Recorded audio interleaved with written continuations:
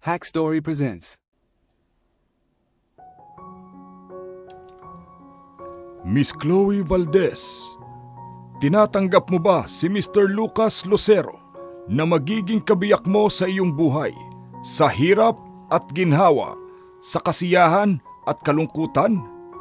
Tanong ng pari kay Chloe. Yes, Father.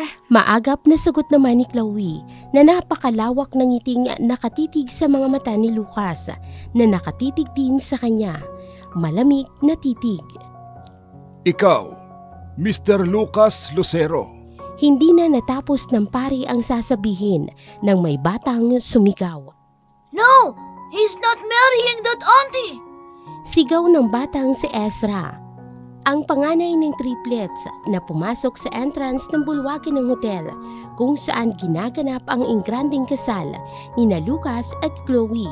Kasunod ng batang sumigaw ay isa pang batang lalaki at batang babae. Nasa edad 7 taon na ang mga ito. Daddy, we found you at last! Sigaw naman ng batang babae na si Luna, ang pangalawa sa triplets. Di mo pwedeng pakasalan ng babaeng yan. Narito na kami, Daddy. Pumalik na kami. Kasama po namin si Mami sa pagbabalik namin dito sa Monteverde. Sigaw naman ni Ethan, ang bunso sa 3 bata. Who are they? Nalilitong tanong ni Chloe kay Lucas. Anak po kami ni Mr. Lucas Lucero. Di kami papayag na magpakasal ang daddy namin sa ibang babae. Daddy, buhay po si Mami.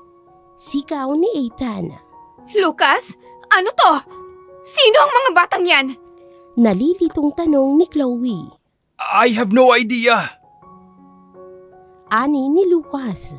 Mom, help me! Hindi pwedeng hindi matuloy ang kasal namin ni Lucas! Wika ni Chloe. Guards, itabo yung mga batang yan. Kids, you must be lost, right? Pinandilata ni Carmina ang mga bata. Si Carmina ang ina ni Chloe. You are the witch who betrayed our mommy! Witch! Sigaw ni Luna kay Amanda. Namilog ang mga mata ni Amanda sa gulat dahil sa sinabi ng batang babae. Guards, ano ba? Palabasin niyo ang mga batang yan! Hinila ng 3 guards ang mga bata para palabasin. Ngunit bago pa man nahawakan ng mga guards ang isa sa mga bata, ay lumipad na ang kamao ni Lucas sa isang guard. Ang isang sipa naman ay sa isa pang guard na papalapit kay Luna.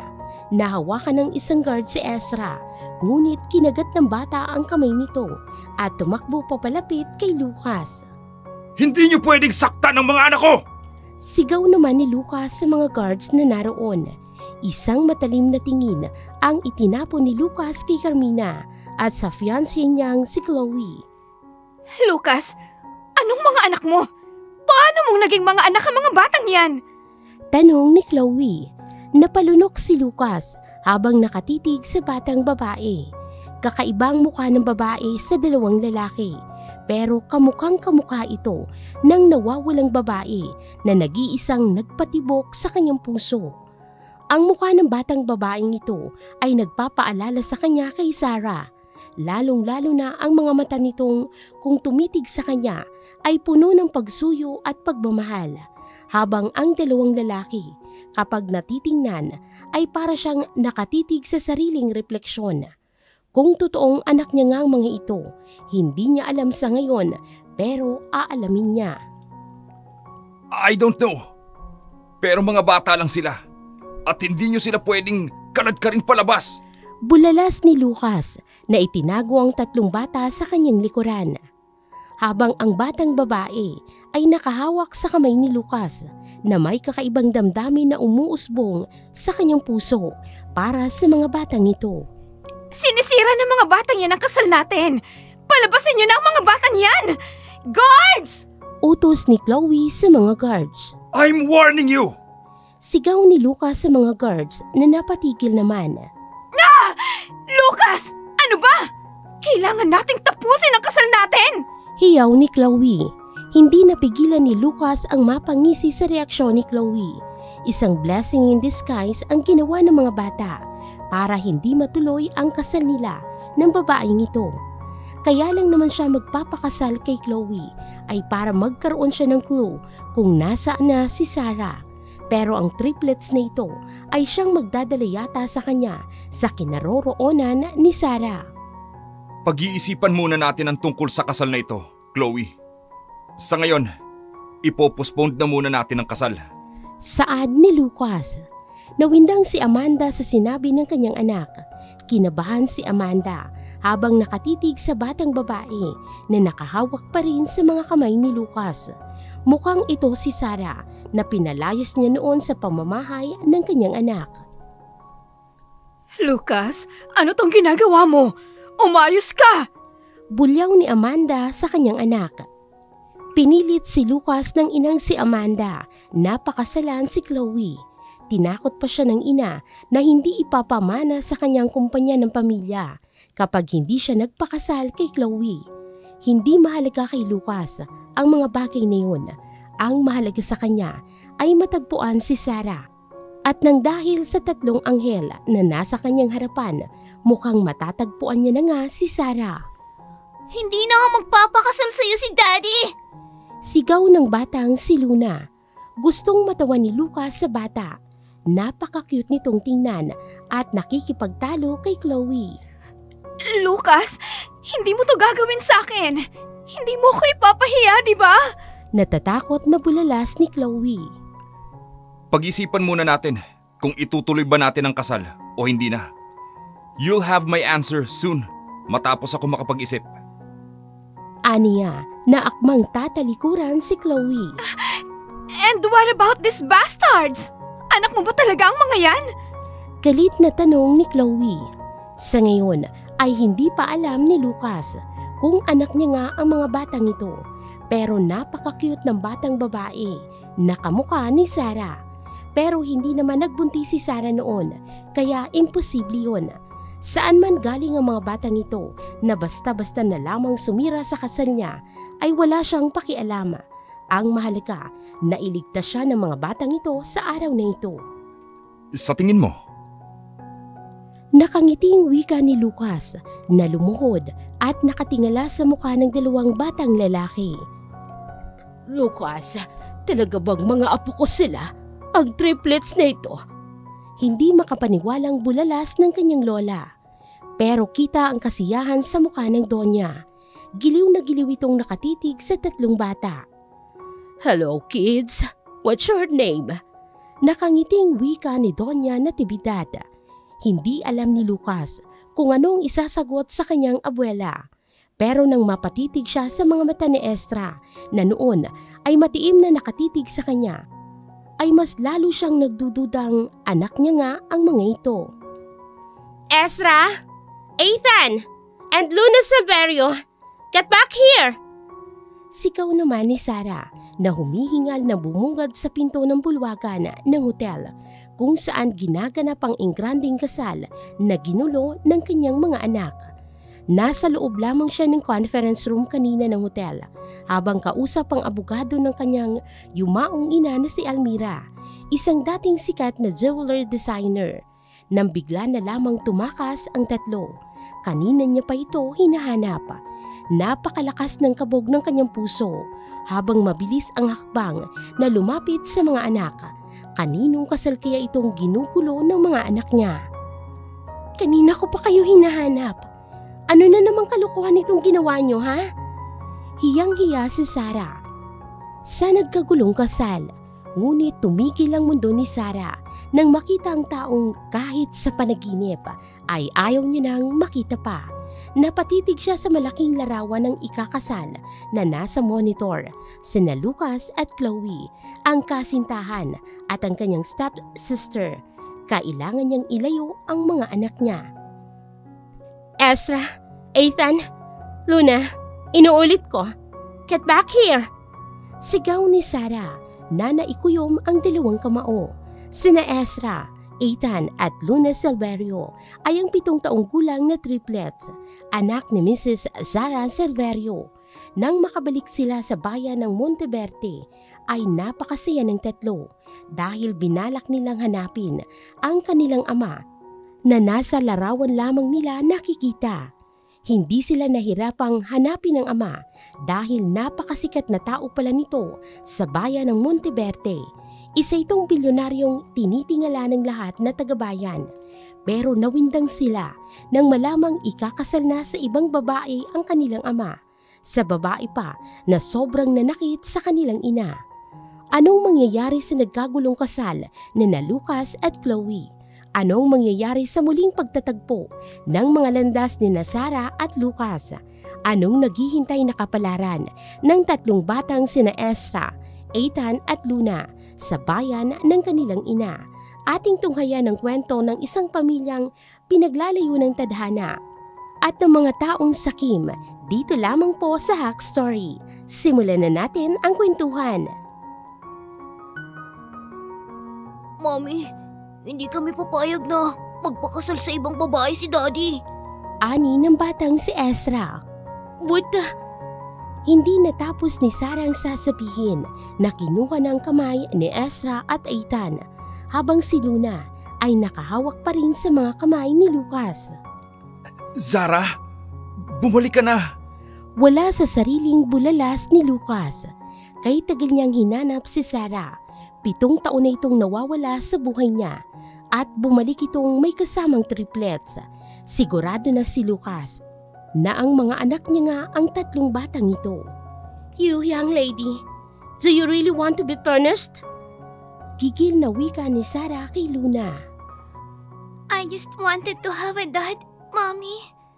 Nakayukong wika ni Luna. Napapatulo na ang luha ni Luna. Matagal nang patay ang ama niyo.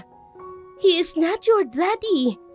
Ani ni Sarah na hinablot ang mga kamay ni Luna. Kinalong niya si Luna habang ang 2 batang lalaki naman ay napasunod sa kanya na nakayuko. Hindi niya alam kung papaanong harapin ang mga anak sa kasinungalingan niya. Pero iisa lang ang natitira sa kanyang puso ngayon, galit at paghihiganti sa kinalakang pamilya at hinanakit para sa lalaking sumira sa buhay niya. Naiwan si Lucas na natigalkal kay tagal niyang hinanap si Sarah. Pero wala man lang itong reaksyon nang makita siya. Hinabol niya pa ang dalaga palabas ng venue ng kasal nila ni Chloe na ginanap sa hotel. Pero likuran na lamang ng magarang sasakyan ang bumungad kay Lucas. Nagkagulo sa loob ng venue sa nangyari. Nagwawala naman si Chloe Valdez na sobrang galit dahil napornada ang kasal nila ni Lucas Lucero. Kahit kailan, sarot ka sa buhay ko, Sarah! Sigaw ni Chloe sa inis. Iha, relax ka lang, okay? Kakausapin ko ang anak ko. Akong bahala kay Lucas. Ani ni Amanda na akmang yayakapin si Chloe. Puro ka lang pangako, Amanda. Matagal mo nang ipinangako ang kasal ng mga anak natin. Pero anong nangyari ngayon? Sumbat naman ni Carmina. Si Carmina ay ang ina ni Chloe, stepmother ni Sarah Silverio. Nang mamatay kasi ang asawa ni Fernan Silverio, ay kaagad niyang ipinalitrito ang sekretarya na si Carmina. Bakit hindi na lamang siya nanahimik sa ibang bansa? Bakit pa siya bumalik dito sa Monteverde? Nakakainis, Mommy! Parang batang nagdadabog na wika ni Chloe. Pinandilata ni Carmina ng mga mata si Chloe. Nakakahiya ng sitwasyon nitong iniwan ni Lucas at sumunod kay Sarah at sa mga anak niya. Let's go home! Sa bahay na natin pag-usapan ang tungkol sa bagay na ito. Sobrang nakakahiyang nangyari dito. Ani ang hinila si Chloe na nangingiyak-ngiyak pa rin. Mommy Amanda, tawagan mo si Lucas. Hindi ako papayag na hindi mo tuloy ang kasal namin ngayon. Ilang taong ko itong pinangarap, Ma'am. Pakiusap ni Chloe sa binang babae. Umalis na ang anak ko. At malamang, nag-uusap na yun at si Zara. Kaya sa ngayon, kailangan nating gumawa ng magandang plano para matuloy ang naudlot ninyong kasal. Kaya sige na, ayusin mo yung sarili mo. May alas tayong hawak laban kay Zara, kaya wala siyang magagawa laban sa atin. Ani ni Amanda. Make sure na umayos siyang anak mo. Napapahiya na kami sa mga nangyayaring ito. Anong tingin niyo sa pamilya namin? Anong tingin niya sa anak ko? Laruan? Gigil na wika ni Carmina kay Amanda. Hindi niya inaasahan ang pagbabalik ni Sarah. And worst, ay may triplets ito. Kahit sa ang anggulo naman tingnan, ay halatang mga anak ni Lucas ang mga batang yon. Matapos niyang pag-awayin noon ang mag-asawang Fernan Silverio at ang anak nitong si Sarah, ay napalaya si Sarah sa mansyon na wala man lang dala ni Singkong kusing. Ilang ulit niyang pinagtangkaan ang buhay ni Sarah noon, pero hindi siya nagtagumpay, lalo na noong nagiging kasintahan na nito si Lucas. Mas lalo siyang nahirapan na tapusin ang buhay ni Sarah. Napainom ng alak si Carmina. Napabuntong hininga na lamang siya. Malapit niya na sanang makuha ang goal nila ni Chloe, pero umiksa na bigla ang mga bastada ni Sarah. Bakit ba kay hirap mong alisin sa landas namin ng anak ko, Sarah? So don't blame me for being rude to you this time. Ani ni Carmina sa sarili niya. Masaya na sana ang buhay ni Carmina dahil malapit nang mamatay si Fernan. Nakaratay na ito sa ospital sa sakit na cancer, habang si Chloe ay ikakasal na sana sa pinakamayamang lalaki sa bayan ng Monteverde. Pero napornada ang lahat sa pag-uwi ni Sarah sa Monteverde. Sa ngayon ay kailangan niya munang pagtuunan ng pansin ang kumpanya nila. Kailangang makuha ni Carmina at Chloe ang partnership cooperation ng Lunas Jewels, isang international jewelry company na sikat sa buong mundo. Ngayong narito na ang Lunas Jewel sa Monteverde, ay kailangan nilang makuha ang partnership ng kumpanyang ito. Napakasikat na ni Miss Luna sa buong mundo. Ilang awards na ang nakuha niya bilang Best Jewelry Designer sa mga paligsahan ng jewelry industry. Nakahanda na bang business proposal natin para sa Lunas Jewelry? Halya na? Tanong niya sa sekretarya na tinawagan sa telepono. Yes, ma'am. Naipasa ko na sa Lunas Jewelry and Fashion Company ang proposal natin. Sagot naman ito. Mabuti naman. Maagap na sagot naman ni Carmina. Nakahinga ng maluwag si Carmina nang nalamang nakapagpasa na pala ng business proposal si Lena sa Lunas Jewelry. Ang daming problema ni Carmina sa buhay. Kung mautak lang sana si Chloe na kagaya ng anak na Fernan na si Sarah, sana'y hindi siya namumroblema sa ngayon sa pag-handle ng kumpanya. Pero nang sumabog yata ang mundo ng kabubuhan, lahat na yata ay sinalo ng anak niyang si Chloe. Samantalang sa Silver Villa ay hindi alam ni Sarah kung papaanong kausapin ang mga anak. Hindi niya alam kung paanong nagka-ideya ang mga ito na si Lucas Lucero ang kanilang ama. Hindi niya sinabi sa mga bata kung sino ang ama nila. Kaya imposibleng malaman nilang si Lucas ang kanilang ama. Now, tell me, sino bang may pasimuno ng lahat ng ito? Breaking into someone else's marriage and causing chaos? He is not just someone else. He is our dad, Mom. May luha sa mga matang sagot ni Luna. Luna, my dear child, ilang ulit ko na bang sinabi sa inyo, napatay na ang ama ninyo? Nagkasalubong ang kilay na wika ni Sarah, pero parang sinaksak ng patalim ang kanyang puso habang nakatitig sa mga anak. Tahimik lang ang dalawang lalaki. Lagi namang tahimik ang dalawang ito. But I saw him together with you. Ang sweet niyo pa nga sa mga larawan niyo eh. You can't lie to us, Mommy. Ani ni Luna na naging mas masagana pang luha sa mga mata. Sa triplets niya, si Luna ang mahilig sumagot sa kanya para magrason. Ang dalawa, sina Ethan at Ezra, ay piping nananahimik na lang para hindi na humaba pa ang usapan nila. Hindi rin naman nila matatalo ang kanilang ina. Tanging si Luna lang ang may lakas ng loob para sumagot kay Sarah. Saan niyo naman nakita ang larawan namin? Hindi makapaniwalang tanong ni Sarah sa mga anak. Umupo si Ezra sa personal computer na nasa kwarto nila at binuksan iyon. Sandaling gumalaw ang mga daliri nito para magtipa sa keyboard at maya-maya lamang bumungad kay Sarah ang lumang Facebook account niya. Bakit sa dami ng nakaligtaan niya, ito pang nakalimutan niyang i-deactivate? Lahat ng bagay na magpapaalala sa kanya kay Lucas ay sinunog na niya, pati na mga social media account niya. Itong lumang Facebook account ni Sarah ang nakalimutan niyang talaga. Care to explain to us, Mom? Bakit ka nagsinungaling sa amin? Madamdaming tanong ni Luna. Luna, sweetheart. Nabasag ang boses ni Sarah. Paano pa niya lulusutan ng mga anak niya sa pagkakataong ito? Pero habang nakatitig siya kay Luna na nasasaktan, ay mas lalong nasasaktan pa si Sarah. Napatulo ang luha niya sa mga mata. Luna, stop it. Kung ano man ang rason ni Mommy, para sa ikabubuti natin yun. Sabat ni Ezra. Mommy, gusto ko lang ng normal na family. May daddy, may mommy. Kagaya ng ibang bata. Hindi ba pwede yun? Napatingala si Luna sa kanyang ina na may luha sa mga mata. So kay Luna, ayaw sabihin ni Mami sa atin ng lahat. Halika, okay lang yan. Niyakap ni Ethan ang kakambal. Tuluyan ang napaluha si Sarah na niyakap ang mga anak niya. Matapang niyang hinarap ang 6 na taong buhay niyang siya lang mag-isa na itinataguyod ang 3 anak.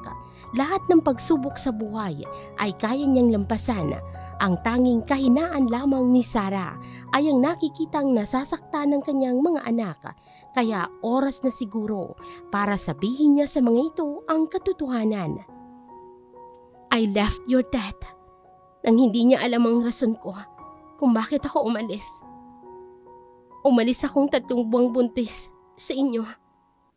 Paliwanag ni Sarah sa mga anak niya. Why?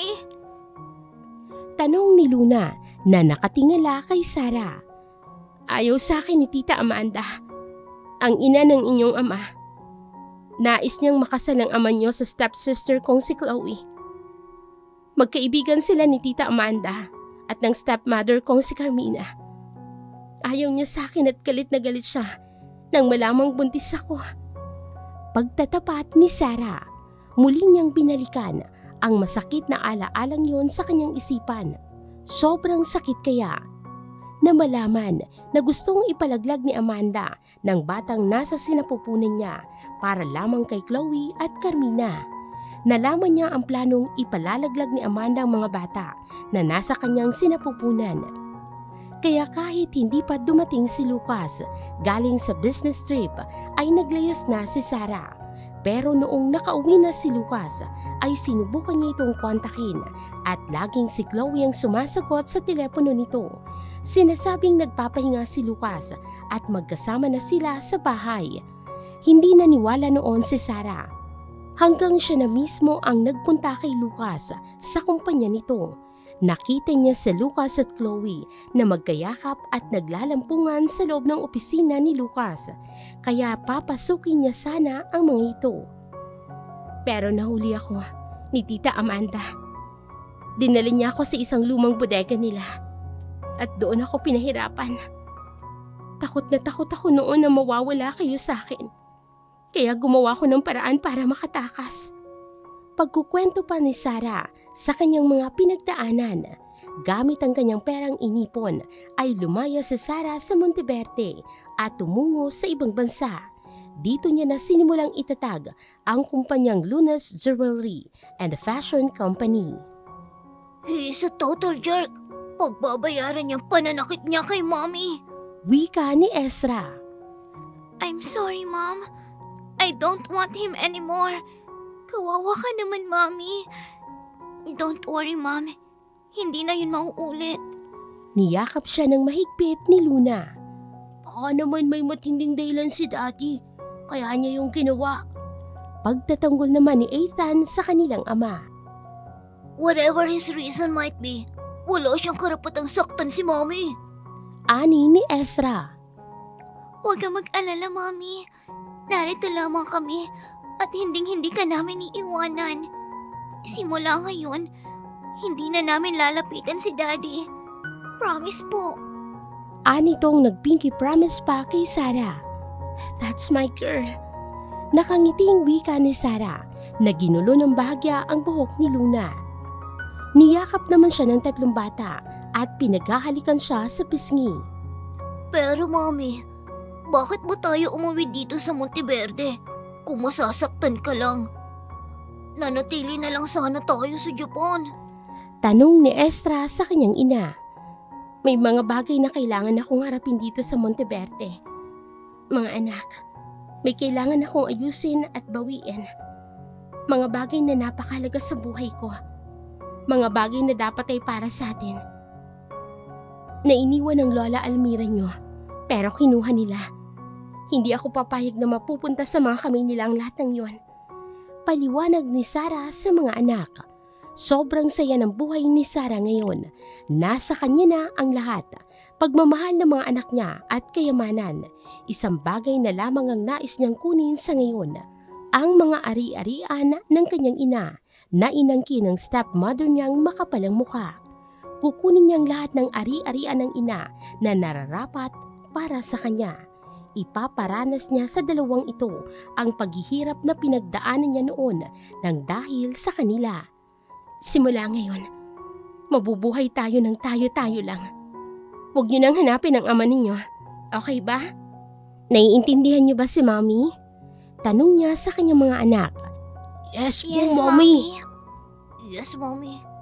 Tugon ng kanyang 3 anak.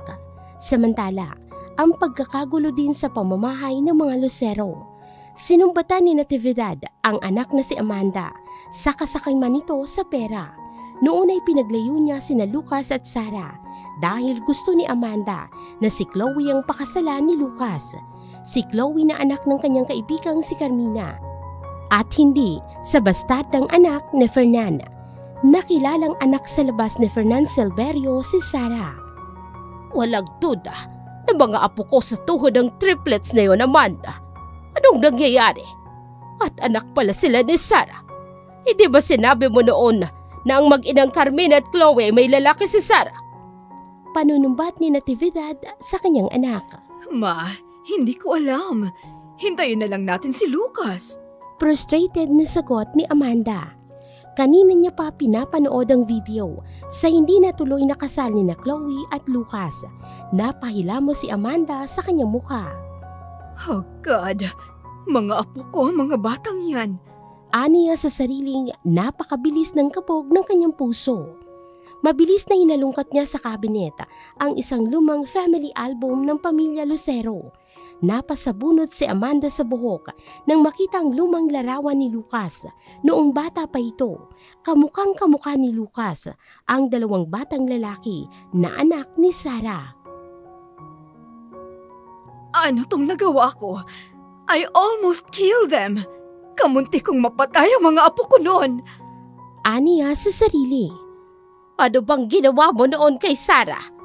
Asik ni Natividad sa kanyang anak. Ma, hindi ko alam na anak ni Lucas ang pinagbubuntis ni Sarah.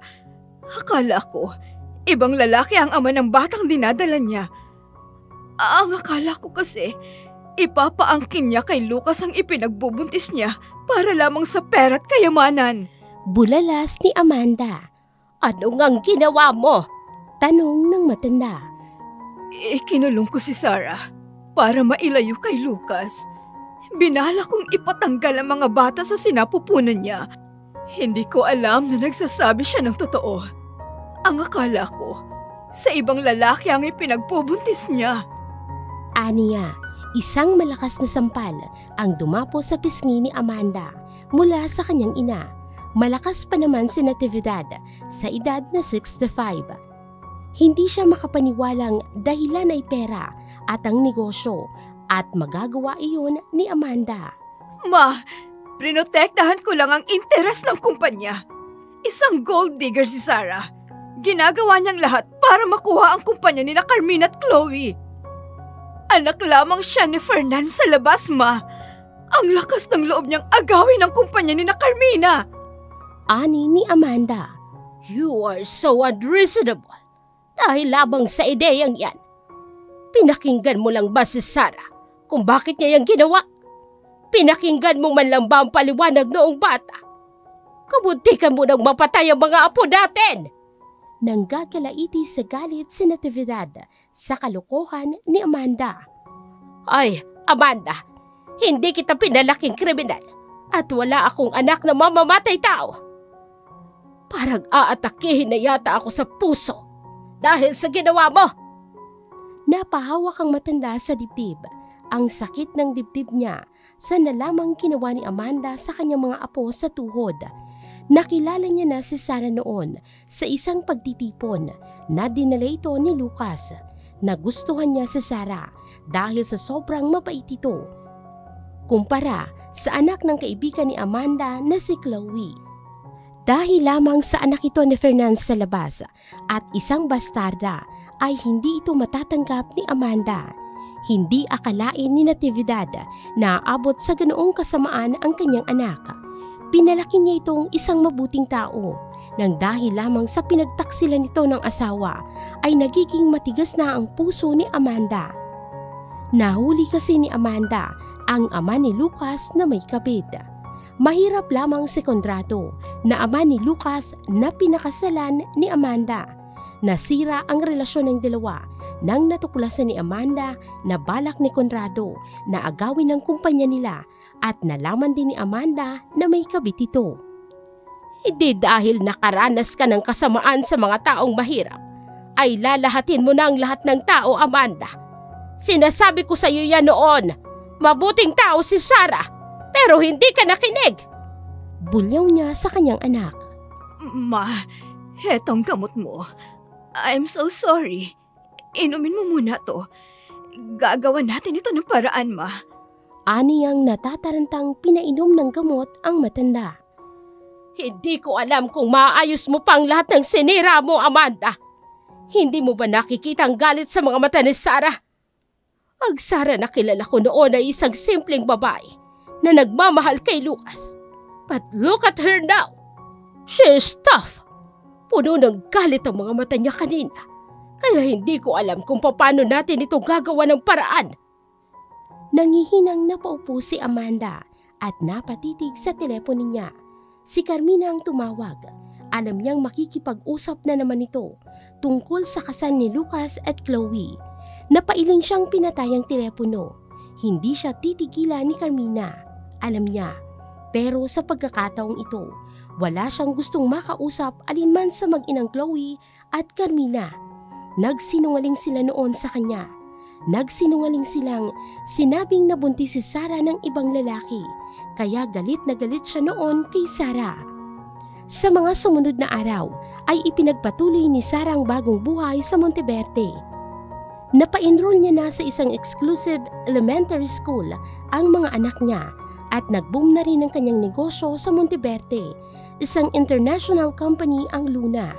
Napakarami ng branch ng Luna's Jewelry sa buong mundo habang patuloy naman ang pamamayagpag niya bilang pinakasikat na jewelry designer. Pero kahit isa ay walang nakakakita sa kanyang mukha bilang Miss Luna maliban kay Jiro.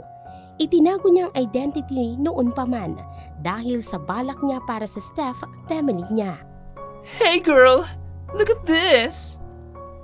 Ani ng baklang assistant niya. What is this? Tanong niyang napataas ang kilay.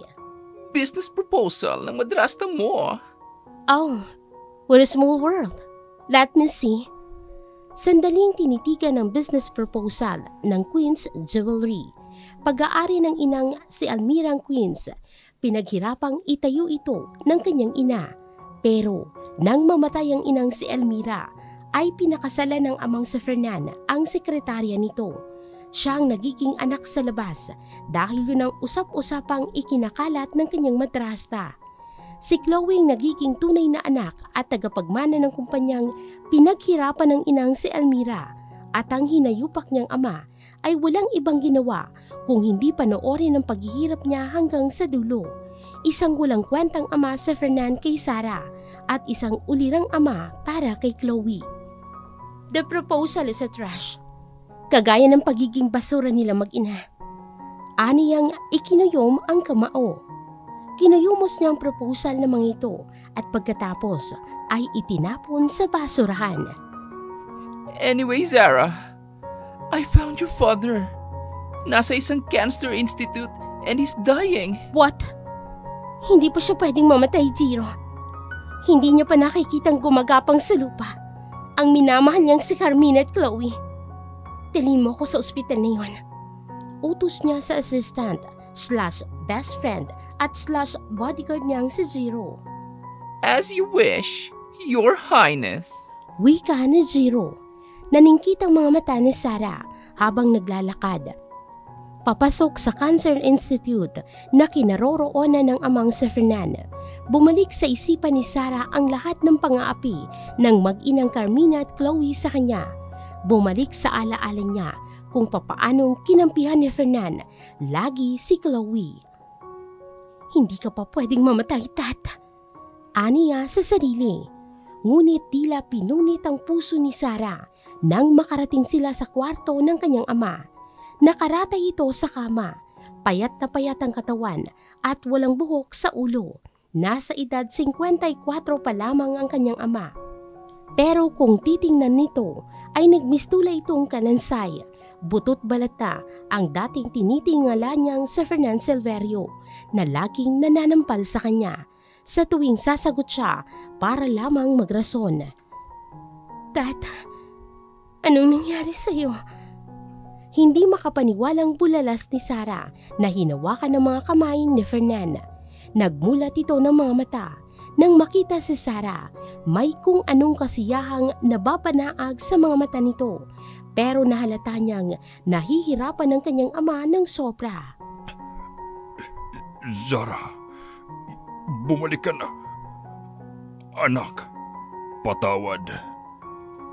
Naglanda sa mga mata ni Fernan ang masaganang luha. Kahit ang paggalaw ay nahihirapan ito at nasasaktan. Hindi napigilan ni Sarah ang mapaluha din sa nasaksihang kalagayan ng kanyang amang si Fernan. Nasaan na ba ang mayabang, magarbo at mapagmataas niyang ama?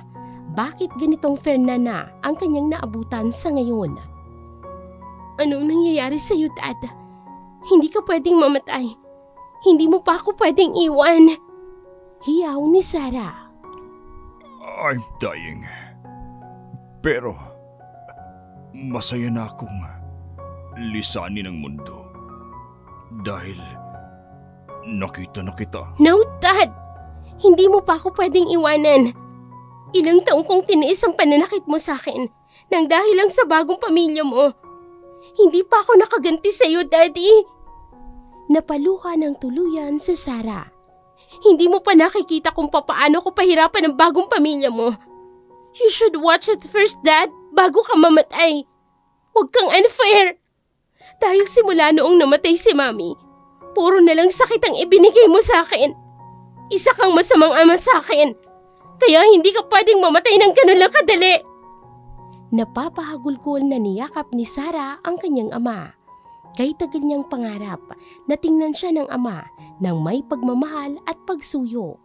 Kay tagal niyang pinagdarasal na sana'y magising ang ama sa kahibangan nito sa babae niya. Hindi inaasahan ni Sarah ang lahat ng ito. Ang inaakala niyang hindi na siya pwedeng masaktan ng ama ay isang pagkakamali. Nasasaktan siyang makita ang kalagayan ng kanyang ama sa ngayon. Tinikis niyang nadarama. Pero nangingibabaw sa kanya ang damdamin ng isang anak. You can't die, Dad! Look! Nakangiting ipinakita ni Sarah ang telepono ang kanyang 3 anak. Sinong mga batang yan, Zara? Nahihirapang tanong ni Fernan. Siya si Luna. Eto naman si Ethan at si Ezra. Mga anak ko sila, Daddy. Mga apo mo sila. At magpakatatag ka para makita mo sila. Nakikita ni Sarah ang saya sa mga mata ng ama. Hindi naman niya maipaliwanag ang nadarama sa ngayon. Galit na galit siya kay Fernan, pero bakit hindi niya magawang magalit dito ngayon? Naikuyom na lamang niya ang kamao at nagpupuyos ang damdamin sa inis sa mag-inang Carmina at Chloe. Ngayong wala nang silbi ang kanyang ama, iniwanan na lamang ng mangitong amang nakaratay sa isang public hospital. Kinausap niyang doktor, nalaman niyang nasa late stage na ang cancer ng kanyang ama. Cancer sa atay ang sakit nito. Noong kailangan nito ng chemotherapy, ay wala raw pera ang pamilya nito, kaya nabulok na lamang sa ospital sa Fernan. Dok, ililipat ko ang aking ama sa ibang ospital. Ani ni Sarah. What are you doing? Akala ko ba galit ka sa amo mo? Bulalas ni Jiro. Kailangan niya pang mabuhay, Jiro. Kailangan niya makita kung papaano ko tatanggalan ng maskarang pinakamamahal niyang pamilya. Kailangan niya makitang pahirapan ko ang pamilya niya. Kaya hindi ako papayag na mamatay si Daddy nang ganun lang kabilis. Kaagad na inilipat ni Sarah ang ama sa isang private hospital. At nang masuri ito ng mga doktor, ay nawindang sa resulta si Sarah. Walang kanser ang ama kung hindi may lason sa dugo nito. Ang lasong nasa buong katawan ng amang si Fernan ay siyang sumisira sa mga internal organs nito. Lason? Nilason si Daddy? Yes, Miss Silverio. At pinag-aralan pa ng mga eksperto kung anong uri ng lason ang nasa dugo nito. Pero, paniguradong galing sa isang uri ng halaman ng lason. Ina-identify pa ng lab kung anong uri ng halaman nito o bulaklak. Paliwanag ng doktor kay Sarah. Gawin niyo ang lahat para mailigtas niyo ang aking ama. Wika ni Sarah. Mas lalo lamang nadagdagan ng galit na nadarama ni Sarah sa mag-inang Carmina at Chloe dahil sa nangyari. Pero patuloy ang buhay niya, patuloy sa pag-angat. Inaagawan ni Sarah ng investment ang Queen's Jewel at tuwang-tuwa siya na pinapaikot sa mga palad niya ang mag-ina. Mas lalong bumabagsak ang Queen's dahil sa ginawa niya. Pero ito talaga ang plano niya. Kapag tuluyan ng bumagsak ang Queen's, ay bibilhin niya ito nang sa ganoong paraan ay makukuha ni Sarah ang kumpanya ng kanyang ina. Isang araw ng Sabado, habang nasa mall sila ng mga bata para manood ng sine, hindi inaasahang muling magtatagpo ang landas nila ni Chloe. Damn you, kid! Bulag ka ba? Hindi ka ba tumitingin sa dinaraanan mo? Sigaw ni Chloe sa batang babae na bumangga sa kanya. Natapon sa damit niya ang bitbit na hot choco.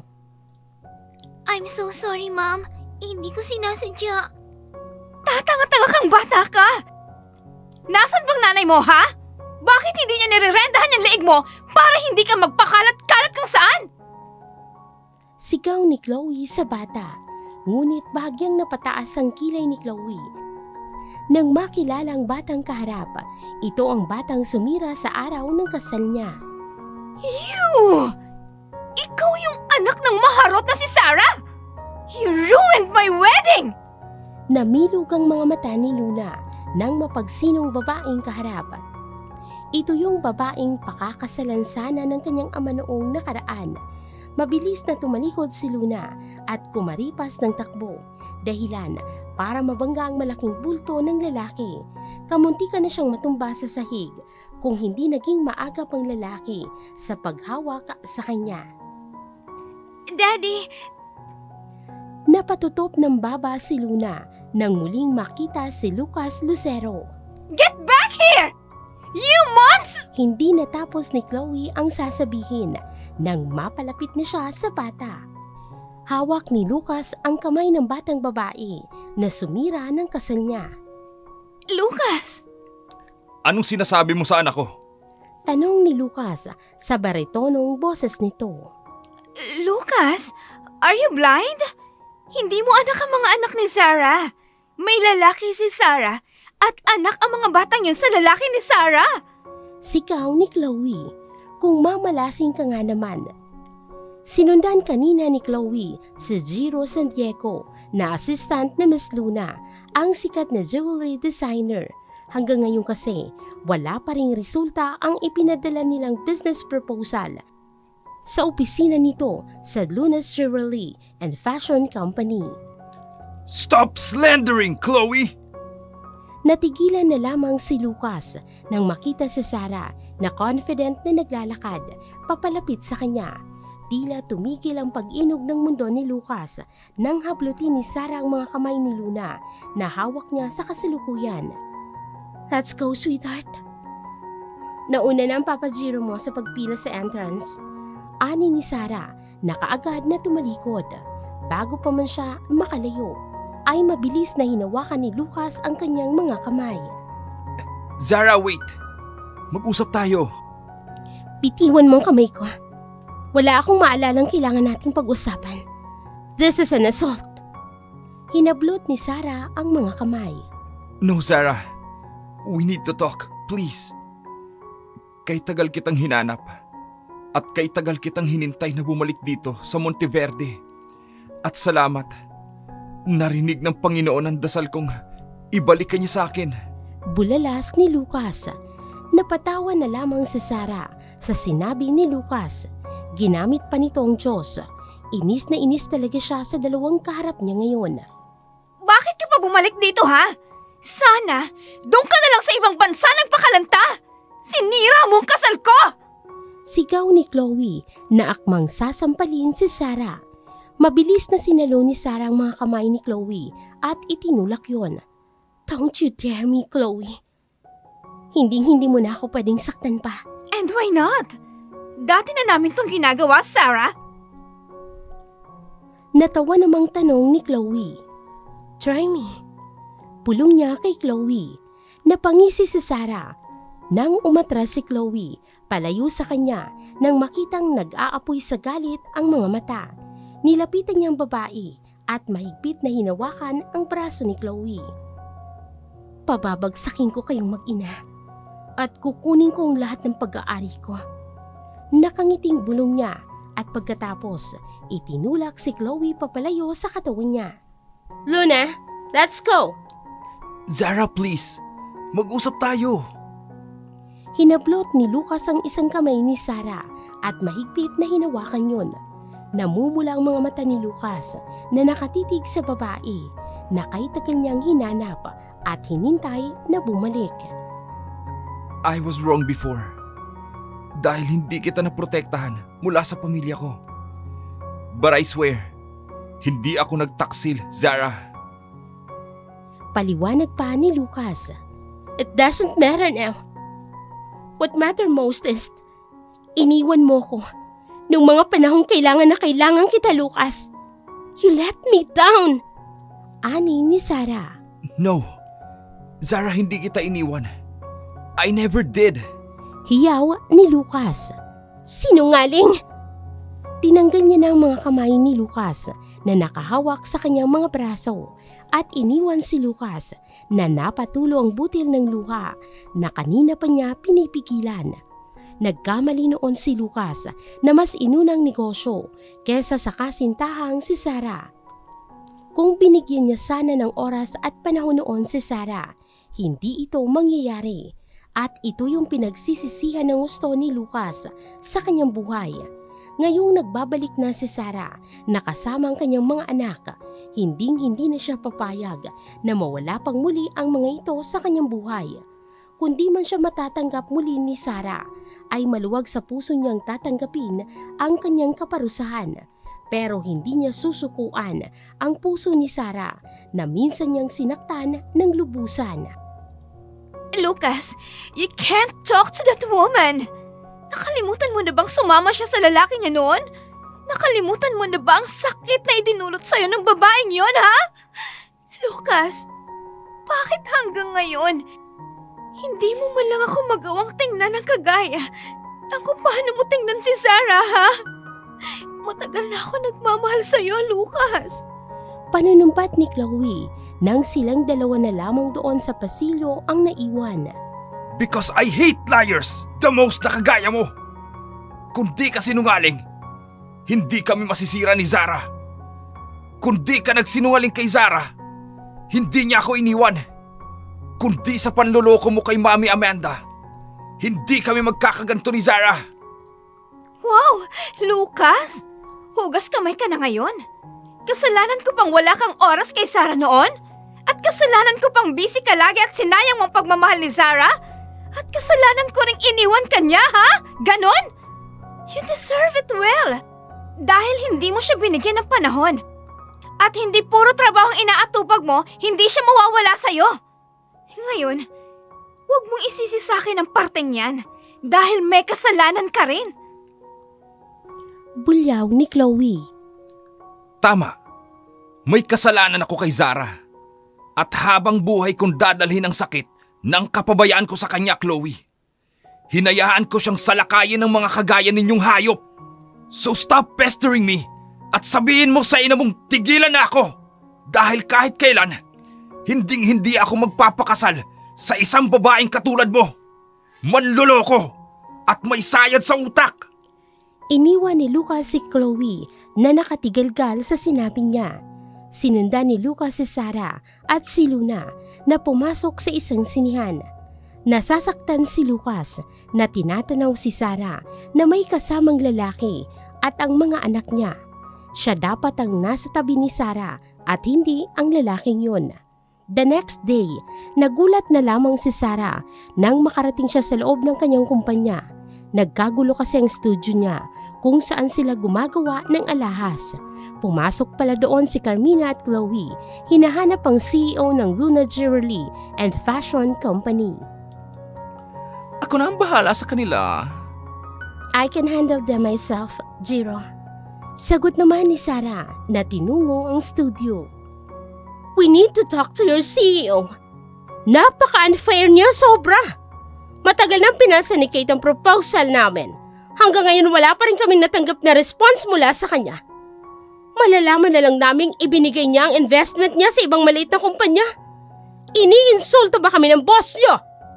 Hiyaw ni Carmina. Anong problema dito? Tanong ni Sarah. Nakapapasok lamang ng studio. Miss Luna, nanggugulo po ang dalawang ito dito. Sumbong ng isa sa mga junior apprentice ni Sarah. Ikaw si Miss Luna? Namilog ang mga mata ni Carmina nang makita sa harapan niya si Sarah at nagkasalubong ang dalawang kilay. Idagdag pang tinawag ito ng mga designer na Miss Luna.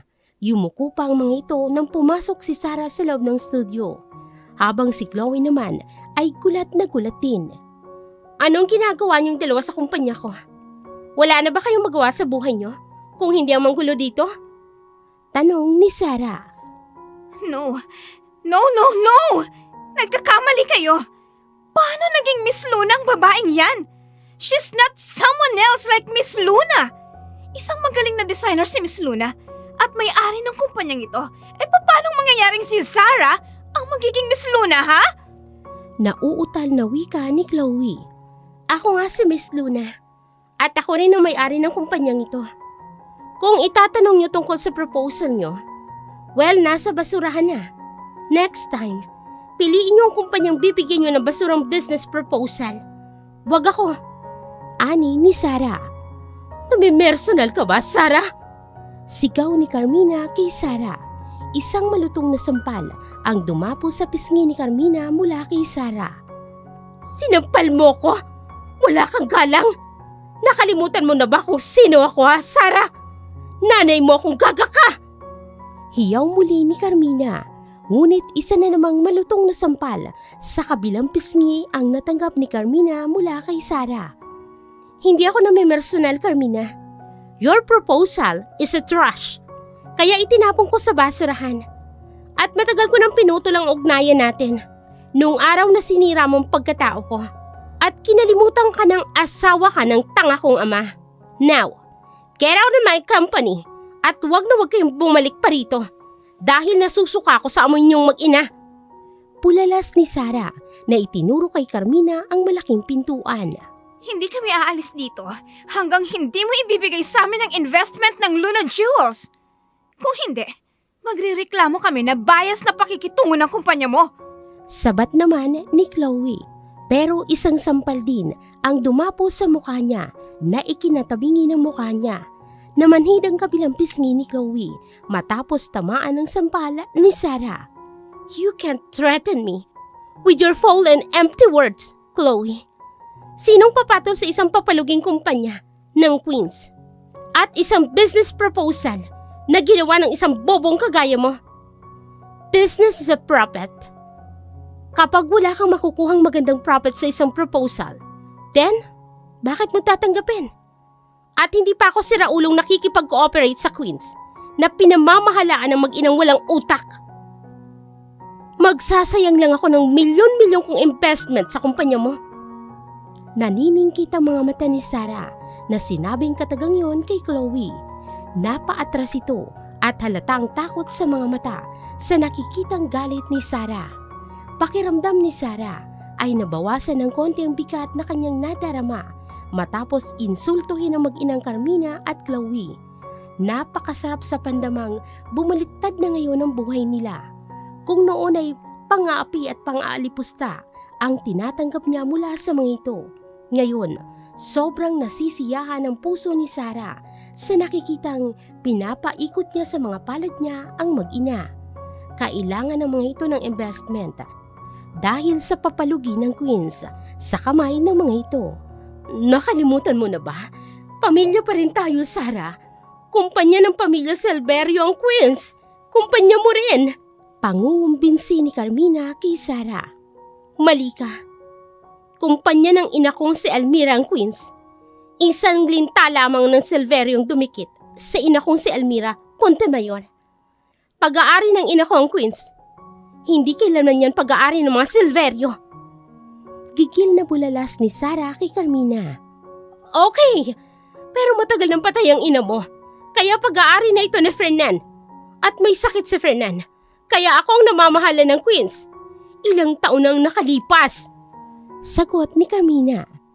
See? Alam mo palang hindi mo pag-aari ang kumpanya ng pamilya Silverio. Pero anong pinagkalat mo sa lahat? Pinagkalat mong pinaghirapan yun ni Daddy ang Queens? At pinagkalat mong bastarda akong anak ni Daddy? Anak sa labas, gayong yang anak mong mukhang pusit ang sampid sa pamilya Silverio. Sigaw ni Sarah sa mukha ni Carmina. Gigil na gigil siya sa mag-inang ito. Guard! Kalad ka rin ang dalawang ito at itapon sa labas ng kumpanya ko. Simula ngayon, bawal na silang tumuntong dito sa Lunas. Naiintindihan niyo ba?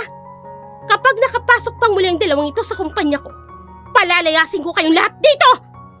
Sigaw ni Sarah na nagkukuyom ng mga palad. Sa oras na malaman niyang nilalason nga ng mga ito ang kanyang ama, ay sa kulungan pupulutin ang mag-inang ito. Hinding-hindi niya mapapatawad ang mga ito sa pagsira ng buhay niya at sa buong pamilya nila. Inatake sa puso ang inang si Almira noon matapos matuklasang karelasyon ni Fernan ang sekretarya nitong si Carmina. Sandali! Bitiwan niyo ako! Sarah! Sarah, iha! Pakinggan mo muna ako! Sarah! May sakit ang daddy mo! Sarah! Sigaw ni Carmina.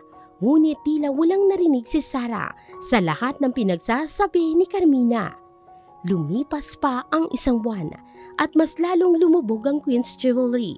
Unti-unti nang binibili ni Sarah ang mga shares ng iilang shareholders ng kumpanya, habang patuloy naman ang panunuyo ni Lucas sa kanyang mag-ina.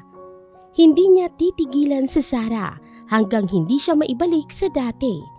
Para na rin sa kanyang inang si Amanda at lola natin niya ay hindi humahadlang sa gusto niyang gawin sa buhay. Noon kasi, mahigpit na tinututulan ni Amanda ang kanyang relasyon kay Sarah. Pero ngayon, halos araw-araw nitong kinukumusta kung ano nang nangyayari sa panunuyo niya kay Sarah. Hanggang isang araw, hindi na nakatiis pa si Amanda na pinuntahan ng mga apo sa school nila. Hello, kids. Ako palang Lola Amanda nyo. Mama ko ng Daddy Lucas nyo. Pakilala niya sa mga bata. Nasa lounge ang mga ito at hinihintay si Sarah na sunduin sila. The witch? Ani ni Luna na nakapamewang pa. Alanganing napangiti si Amanda. Gusto niyang maiyak sa harapan ng mga ito. Kung nagtagumpay siya noong ipalaglag ang mga ito sa sinapupunan ni Sarah, ay habang buhay niya sigurong pagsisisihan ang kasalanan yun. Napakalaki niyang tanga na hindi man lang niya pinakinggan si Sarah noon. I'm sorry, baby girl. Gusto mo ba ng cake? May dala ko. Nakangiting hahawakan niya sana si Luna pero humarang ang isang batang lalaki. We don't want your cake. Bili ni Mommy na hindi tatanggap ng pagkain from any stranger. Wika naman ni Ezra. I'm your Lola and I'm not any stranger. Paliwanag ni Amanda. Ha? Sabi ni Mommy, ipinapapatay mo kami nung nasa sinapupunan pa kami ni Mommy. Baka may lasing yung cake mo. Luna, wag kang kakain yan. Babala ni Ethan sa kapatid. Yes, Ethan. Hindi natin siya kilala. Nakataas na kilay na wika ni Luna. Kumapit pa ito sa braso ng dalawang batang lalaki. Napapailing na lamang si Amanda. Parang Xerox copy ng dalawang batang lalaki si Lucas noong kabataan nito. Habang ang cute at magandang batang babae naman ay kamukhang kamukha ni Sarah. What are you doing here, Amanda? Tanong ni Sarah, nakakarating lamang. Patakbong lumapit naman ang tatlo sa kanya at humalik sa kanyang pisngi. Get in the car. Zero, dalhin mo na mga bata. Utos niya sa kanyang kaibigan. Sandali lang, Sarah. Kakausapin ko lang naman ng mga bata. Pakiusap ni Amanda kay Sarah. Sarkastikong ngiti ang gumuhit sa labi ni Sarah. Kailan ba siya tatantanan ng mga lusero? Kasi pati si Lucas ay ginugulo din ang buhay niya sa araw-araw. Nakalimutan mo na ba? Nais mong patayin ng mga bata noon sa sinapupunan ko? Nakakalimutan mo na ba? Dahil ipapaalala ko sa iyo, Amanda. Singhal ni Sarah sa babae. I was wrong. Dahil nakinig ako kay Carmina at kay Chloe. I was just deceived, Sarah. Paliwanag ni Amanda. Problema mo na yan. Nananiwala ka. Sa kasinungalingan ng dalawa. Hindi ko na problema yan. Iniwan niya na si Amanda. Napatulo ang mga mata ni Amanda habang tinatanaw ang papalayong mga apo. Pinapahid niya ang kanyang luha habang papunta sa kotse. Pagpasok niya ay tumunog ang kanyang telepono. Ito ang imbestigador na inutusan niyang imbestigahan ng mga Silverio. Simula noong naudlot ang kasal ni na Lucas at Chloe ay nagduda na siya kina Carmina. Iba ang kutob niya noong nalaman niyang nagsisinungaling ang mga ito sa pagbubuntis ni Sarah sa anak na ibang lalaki. Kaya pinaimbestigahan niya ang mga ito. Anong balita? Tanong niya kay Mark, isang detective. Ma'am, hindi pag-aari ni Carmina at Chloe ang queens. Ayon sa paghahalongkat ko, pag-aari ito ng namatay na unang asawa ni Fernan Silverio. Paliwanag ni Mark kay Amanda. Nasa opisina ka ba? Magkita tayo. I need to see the evidence sa mga sinasabi mo. Ibinaba niya na ang telepono at tumungo sa detective office. Nawindang si Amanda sa natuklasan. Malinaw sa mga ebidensya na hindi pag-aari ni na Carmina at Chloe ang queens. Naghari-harian ang mga ito sa naiwang kumpanya ni Almira Fontemayor Silverio. Sa paglipas ng panahon ay nailipat ito sa pangalan ni Fernan na asawa ni Almira at si Sarah ang anak ni Fernan sa unang asawa nito. Nagsinungaling na naman sa kanya si Carmina at sinasabing anak sa labas si Sarah. Mga sinungaling! Nanggigigil na wika ni Amanda. Ang galit niya kay Sarah ay dahil sa nangyari sa kanyang buhay. Kumabit din ang ama ni Lucas noon na mas pinabura ng kabit kaysa sa kanila ni Lucas. Kaya ganoon na lamang kalaki ang galit niya kay Sarah noong sinabi ni Carmina na anak ito ni Fernan sa ibang babae. Lahat ng bagay tungkol sa mga kabit ay sobrang kinaiinisan ni Amanda. Galit na galit si Amanda sa nalaman kaya tinawagan niya ang kanyang sekretarya. Pull out all the investment na meron tayo sa Queens. Right now! Halos hindi makahinga si Amanda. Naninikip ang kanyang dibdib. Habang napapapikit, ang sakit ng puso niyang kamuntik niya nang mapatay ang mga apo sa sinapupunan ni Sarah noon. Hindi niya alam kung papaano pa ba siya mapapatawad ni Sarah sa nagawang kasalanan. Bumagsak sa sahig si Amanda matapos atakihin sa puso. Sa mga sumunod na araw ay wala nang nagagawa pang mag-inang Carmina at Chloe. Tuluyan na silang bumagsak, lalo na noong binawi ni Amanda ang kanyang investment sa Queens. Hindi rin sila kinausap ni Amanda Lucero na noon ay galit na galit sa kanila. Kasalanan lahat to ni Sarah. Kung di siya bumalik dito sa Monteverde, hindi mangyayari to sa atin, Ma'am. Ano nang gagawin natin ngayon? Naiiyak na wika ni Chloe. Alam ko na, may malaking savings sa bangko si Fernan. Inipon niyang perang yon para sa anak niya si Sarah. Gagamitin natin yon sa pagbangon, anak. Nakangiting bulalas ni Carmina.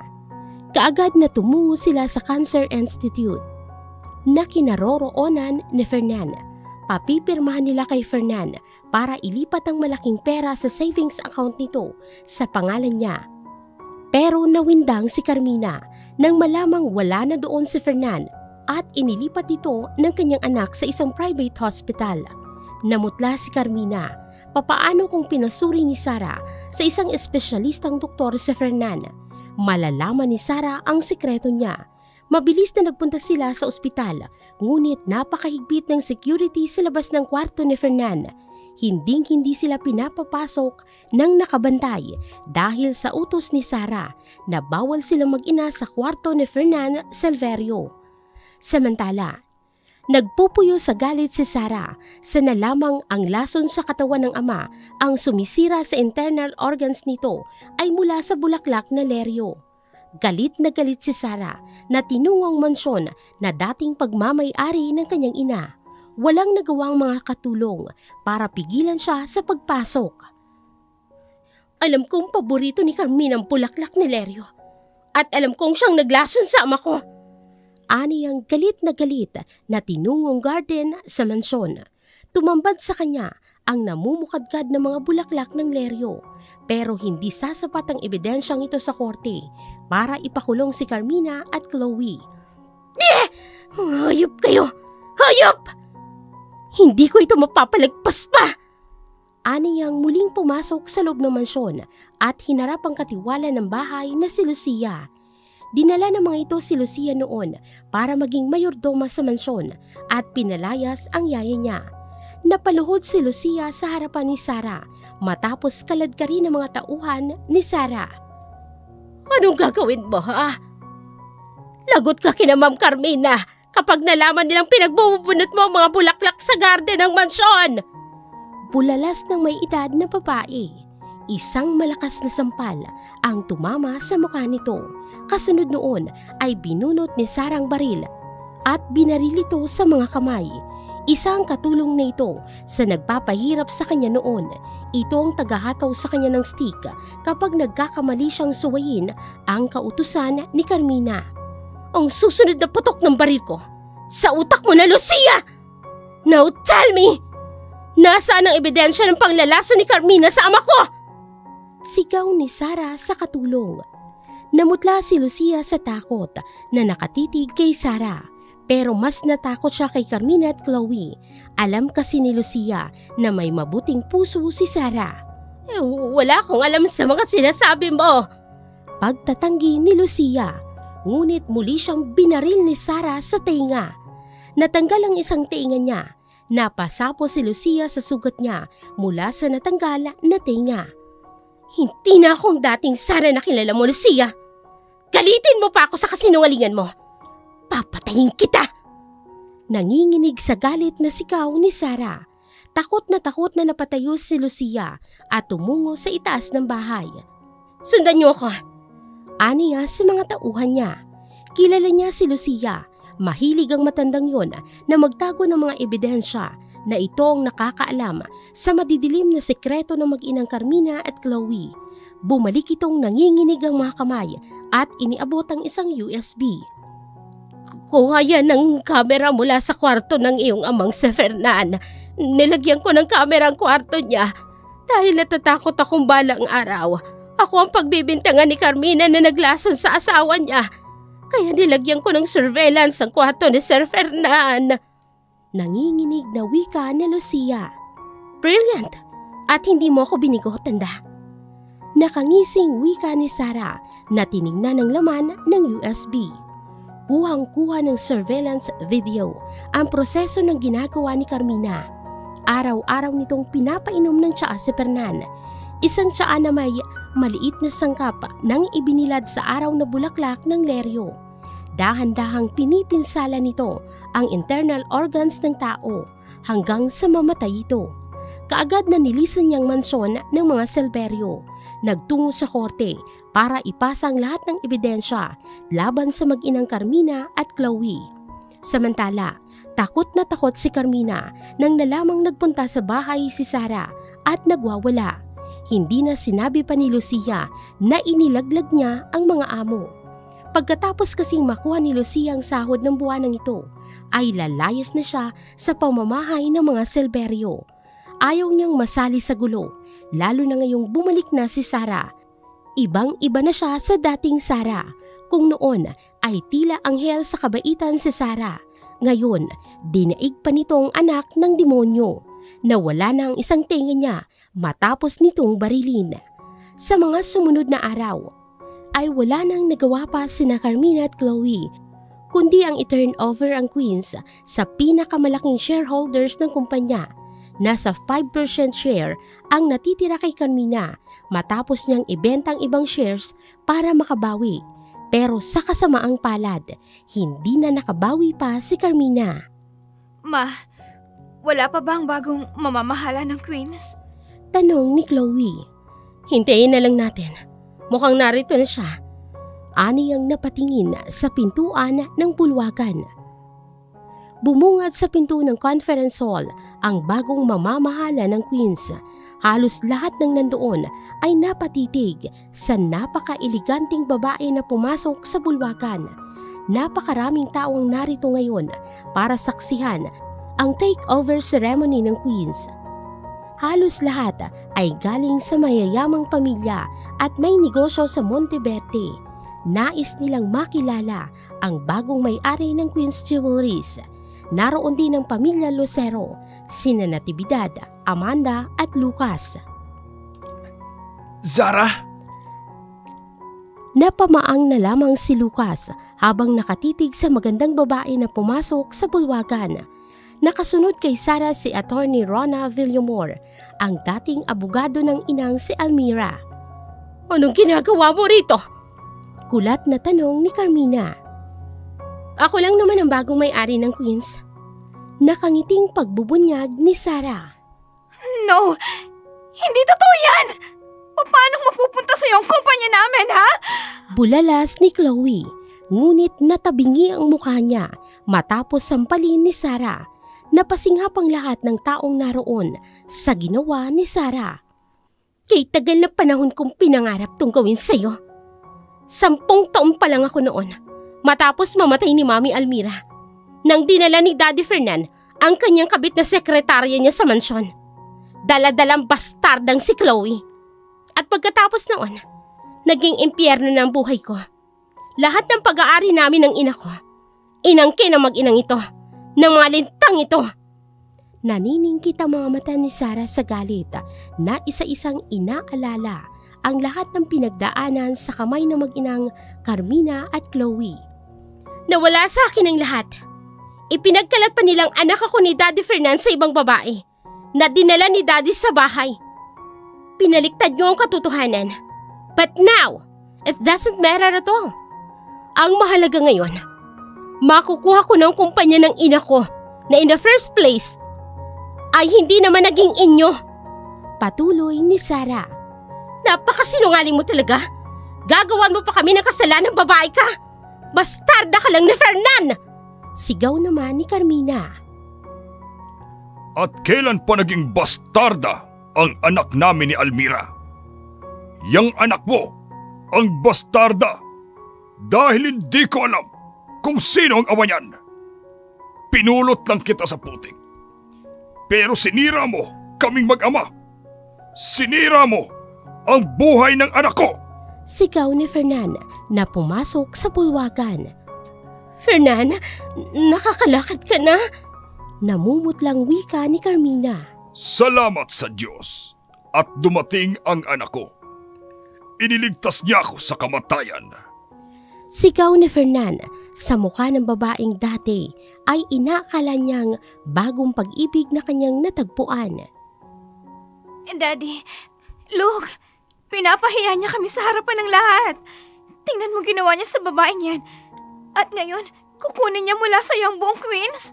Wala nang matitira sa amin ni Mom, Dad. Pagmamakaawa ni Chloe kay Fernan. Kailan ba naging inyo ang Queens? Simula't simula pa man, ay hindi nyo ito pag-aari. At hindi ko rin ito pag-aari. Dahil iniwan ni Almira ang lahat ng ito sa aming anak na si Zara. Pagbubunyag ni Fernan. Anong ibig sabihin ng lahat ng ito, Carmina? Nagsinungaling ka sa akin? At sinira mo sa akin si Sarah, gayong ang anak mo pala, ang bastarda sa pamilya Silverio? Kayo pala ang mga gold digger, mga walang hiya at sinungaling! Sigaw ni Amanda na sinabunutan si Carmina sa buhok at pinagsasampal. Kasalanan ko bang tanga ka? At buntik mo nang mapatay ang sarili mong mga apo dahil sa galit mo sa babaeng gold digger, ha? Naniwala ka sa akin. Problema ko ba yun? Bitiwan mo nga ako! Hiyaw ni Carmina. Mommy, stop it! Huwag kang mag-iiskandalo rito! Pagpipigil ni Lucas sa kanyang ina. Sarah, patawarin mo ko. Hindi ko matanggap na pakakasalan ni Lucas ang isang babaeng kagaya niya na sumira sa pamilya namin. At kasalanan ko ang lahat ng ito dahil naniwala ko kay Carmina at kay Chloe. Paghingi ng tawad ni Amanda na napapaluha na lamang. Hindi naman na yun mahalaga sa ngayon. Carmina, let's settle our score. Saad ni Sarah na nilapitan si Carmina. Walang nagawang kasalanan si Mami sa'yo. Kasalanan niya ng ama mo.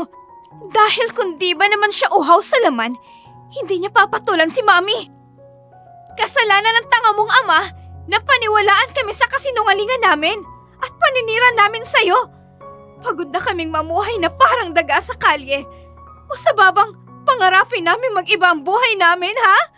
Naiiyak na bulyaw ni Chloe kay Sarah. Walang masama sa pagiging pobre, Chloe. Basta mamuhay ka lang ng naaayon sa kabutihan. Hindi yung sisirain mong pamilya ng taong nagligtas sa'yo mula sa putikan. Wala naman akong problema kung mag-aasawang daddy ulit. Ang problema ko lang, ang napakasama niyong ugali. Mga abusado. Hindi lang yun. Unti-unti niyo pang pinapatay ang aking ama nang walang ibang ginawa kung hindi ang pinulot kayo mula sa kalye. Sumbat ni Sarah. Anong pinagsasasabi mo? Wala kaming masamang ginagawa sa ama mo. Inalagaan namin siya nung nagkasakit siya. Pina-ospital kahit gaano pa kalaki ang gastusin. Hiyaw naman ni Carmina kay Sarah. Talaga ba? Bakit ibang lumabas sa pag-iimbestiga ko? Nakangiting saad ni Sarah. Pagkasabi noon ay isang video ang lumabas sa monitor. Si Carmina at Chloe na namimitas ng mga bulaklak ng leryo. Pinatuyo nila sa araw at pagkatapos inihalo sa tiyan ni Fernan. Huwag mong sabihin sa akin ngayon na hindi mo alam na ang bulaklak ng leryo o fire flower ay isang deadly poison, Carmina. Unti-unti mong hinahalo sa tiyan ni Dad. Unti-unting sinisira ng laso ng leryo ang mga internal organs ni Daddy hanggang sa nagiging bedridden na siya. Hindi fatal ang ibinigay mong lason, pero sapat yun para dahan-dahang patayin si Daddy. See? Pinilit mo pang ipainom kay Daddy at niloloko mo ang ama ko na isang mabisang gamot yun sa pananakit ng tiyan. Selbahe ka! Nanginginig si Sarah na sinampal si Carmina. Sir, dalhin niyo na ang babaeng yan. Utos ni Fernan sa mga pulis. Kanina pa pala may mga pulis na naroon sa loob ng hotel. Nakasibilyan lamang ang mga ito. Nakaagad na pinusasan si Carmina. Si Chloe naman, hindi matanggap-tanggap ang nangyari sa kanyang ina. Nanginig ang mga kamay nitong dinampot ang kutsilyong panghiwa ng karne na nasa buffet table. Papatayin kitang hayop ka! Hiyaw ni Chloe. Akmang sasaksakin niya si Sarah nang iniharang ni Lucas ang katawan kaya siyang nasaksak ng kutsilyo at hindi si Sarah. Lucas! Napasigaw si Sarah sa takot nang bumagsak si Lucas na nakahawak sa kanya. Lucas! Lucas, hindi ko sinasadya! Hayop kang babae ka! Ikaw naman ang sasaktan ko eh! Aniyang aatakihin ng saksak si Sarah pero napatigil na lamang si Chloe nang tamaan ng 3 bote ng alak ang katawan. Hinampas siya ng bote ng alak ng triplets na sina Ezra, Ethan at Luna. Walang pwedeng manakit sa mami namin! Sigaw ni Ezra. Hayop kayong mga bata kayo! Sapo niyang dugo ang ulo na tinamaan ng bote. Sasalakayin niya sana ang mga bata nang hinampas siya ng tungkod ng matandang Natividad. Hindi mo pwedeng saktan ang mga apo kong hayop ka!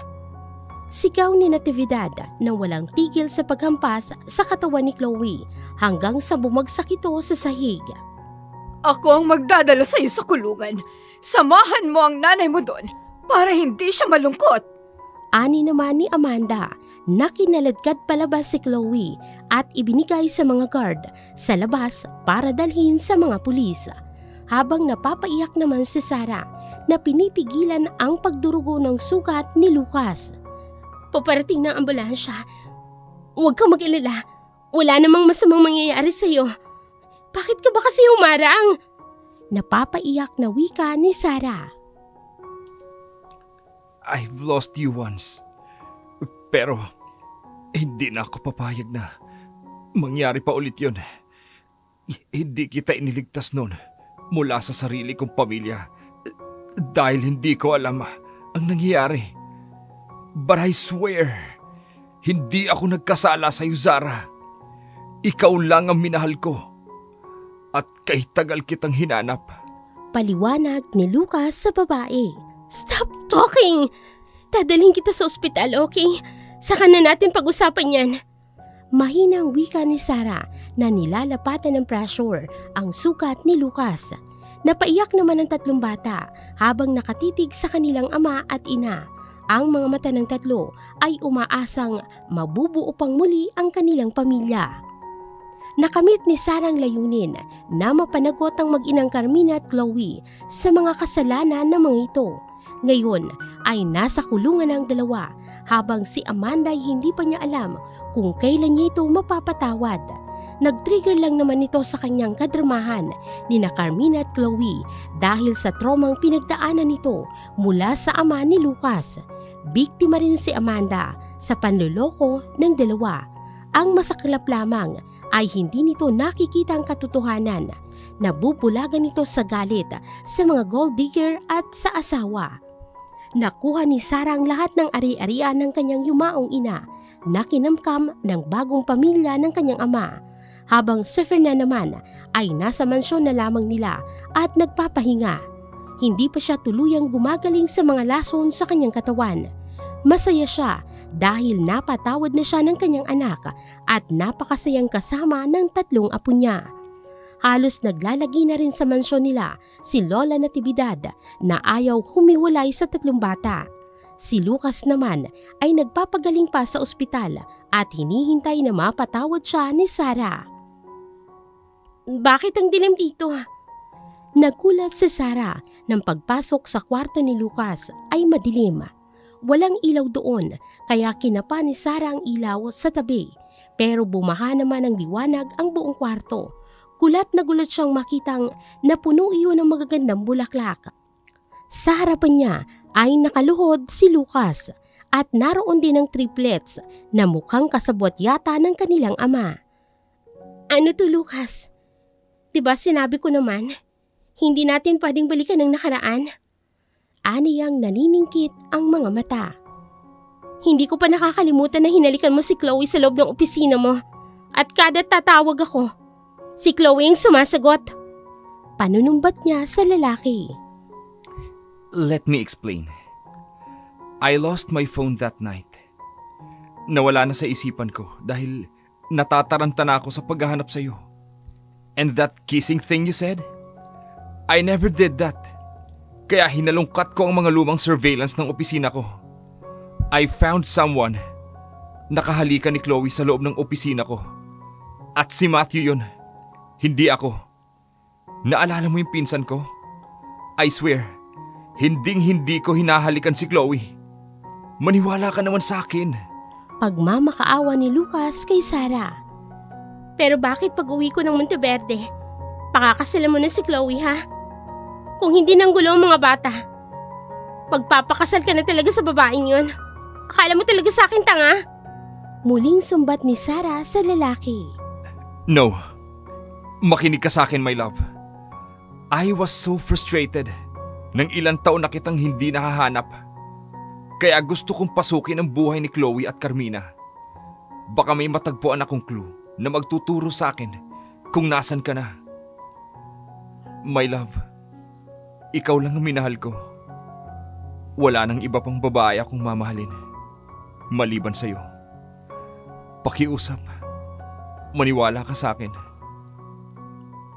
Nagmamakaawang wika ni Lucas. Mommy, please. I dream of a completely happy family. Kulang ang pamilya natin kung wala si Daddy. Pangarap kong may kalarong ama. Pangarap kong may kasamang Daddy sa bahay para mag-alaga sa'yo kapag napapagod ka na. Ani ni Luna na namumula ang mga mata. Yes, Mommy. Nakakapagod kong alagaan. Lalo na kapag may lagnat ka. Ayaw mong uminom ng gamot. Kaya mas mabuting nariyan si Daddy para siya na mag-alaga sa'yo. Pagkampi naman ni Ethan sa ama. See? Gusto ng mga bata na buo ang pamilya natin. Kaya please, bigyan mo naman ako ng isa pang pagkakataon, Zara. Hindi lang ikaw ang naghihirap at nasasaktan sa pagkakalayo natin. Ako rin naman. Araw-araw, gabi-gabi, halos hindi ako mapalagay sa pag-iisip kung ano na ba nangyari sa'yo. Napatulo na ang luha ni Lucas sa mga mata. Whatever. Kung ayaw mo sa kanya, Mommy, edi wag. Maghahanap ako ng ibang lalaking irereto ko sa'yo. Ani ni Ezra na napakamot ng ulo. Ezra? Traidorin mo rin ba kami? Magkasabay na bulalas ng dalawa. Alangon, pipilitin niyo ba si Mommy? Ayaw niyo nga, di ba? Ani ni Ezra. Akmang lalabas na ng kwarto, ngunit dinambay ito ng dalawang kambal, kaya naghahabulan ng tatlo sa loob ng kwarto ng kanilang ama. Nagkaroon ng mga pillow fight sa loob nang tumayo si Lucas at nilapitan ng walang kibong si Sarah. Mahigpit na niyakap ito ni Lucas at hinalikan sa labi. Napatulo ang luha ni Sarah sa halik na yun. Na-miss niya rin naman si Lucas, pero tinitikis niya dahil ang puso niya ay ayaw nang masaktan pang muli. I've missed you so much, Zara. Bulong ni Lucas na binitawan ng nakaawang na labi ni Sarah. Pinahid niyang luha sa mga mata ni Sarah. Pareho silang sobrang nasaktan sa nakaraan. Hindi na natin babalikan ang nakaraan. Magpapatuloy na tayo sa bagong buhay natin. Kasama ang mga anak natin. Please, Zara. Wala naman akong sinabing ayoko o hindi ko gusto, 'di ba, Lucas? Miss na rin kita. Sa wakas, nagkaroon ng lakas si Sarah para sabihin kay Lucas ang kanyang totoong nararamdaman. Mommy! Magiging one big happy family na ba tayo? Masayang tanong ni Luna.